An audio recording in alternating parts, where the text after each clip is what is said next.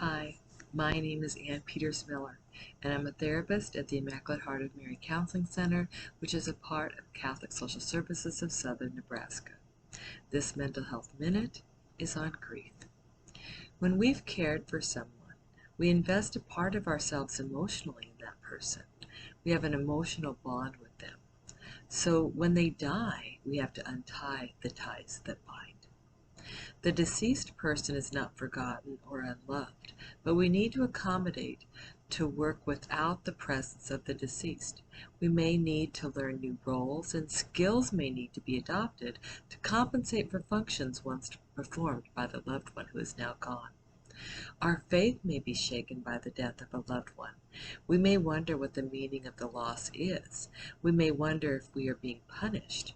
This death may lead to reevaluating our life and the understanding of the nature of God. The shortness and frailty of life is forcefully reinforced. Our spiritual life is deepened, renewed, or altered as a result of our loss. It might surprise you how grief takes a toll on our physical health. Your heart can ache. A memory comes up and your stomach hurts. Your mind and heart might race. You might have difficulty sleeping, and it can lower your immune system and leave you vulnerable to infections.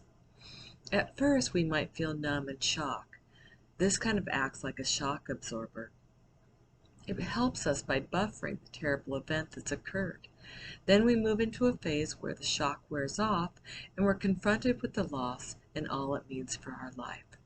Our emotions might be extreme, and these new reactions might prompt fear and anxiety. A person who has always been compassionate towards others might now feel indifferent. This is totally normal, and a sense of panic might ensue when considering the unknown and unfamiliar. Anger and guilt are two very common emotions when experiencing grief. The anger can be towards God, the deceased, or doctors, or others. All of our relationships contain some sort of ambivalence, which just means that we have a mixture of negative and positive feelings. Our relationships are not perfect, and because of this, we can have feelings of guilt. We might think of all the negative things, like blame ourselves for not doing this or saying that, and then disregard the positives. In these days of COVID, when we have to socially distance ourselves, we lose the ability to connect with others. Being with others can be so much help in releasing stress related to grief. But at times, some people who grieve may devalue that help that's offered. And it's painful to see others with their loved ones when they cannot be with theirs. So this may cause them to withdraw from others. We can be helpful by reaching out to those that are grieving. They might reject our offers, but it shouldn't keep us from offering assistance again in the future.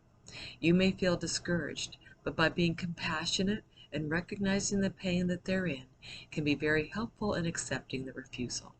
When they allow us to help, doing some everyday tasks for them can be helpful. Is it any wonder why we do meal trains or take food to people when they're grieving?